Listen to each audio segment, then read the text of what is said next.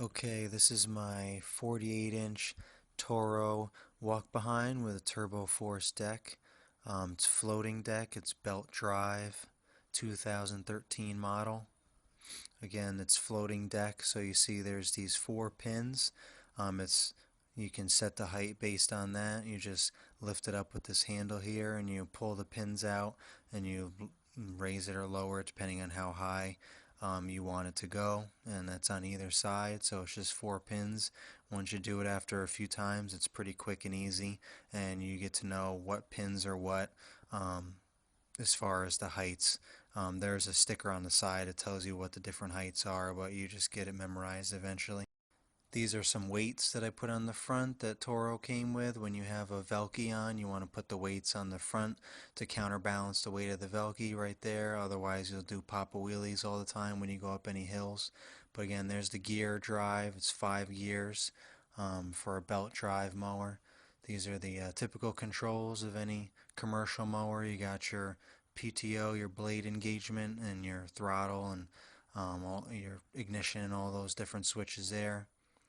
It's a Kawasaki engine, 15 horsepower, does the trick. So this is a belt drive, like I said, but it's got 5 gears. Really, the only issue is in reverse. That's the only part that's a pain. But as you'll see, I can control the mower with one hand because this Toro has the T-bar control system. There's the chute right there, just showing that real quick. Pretty wide opening to disperse the grass clippings. But this is T-bar controls. This is really the main part of my review, is to really demonstrate how easy it is to maneuver these mowers. I'm doing this whole thing with one hand as I'm recording with my phone. And you can turn it from left to right with one hand.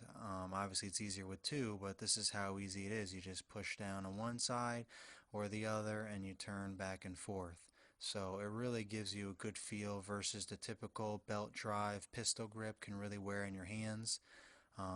This one doesn't do that at all. As you see, I was trying to let it go on its own, but there's too much momentum. But I'm just trying to show that it doesn't go unless you push it forward.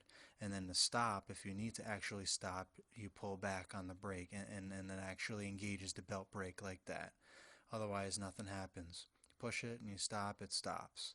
So depending on what gear you have, the faster it goes. Obviously, if you're going downhill, then it's going to go on its own. It's going to roll, so you want to make sure you pull back on the brake.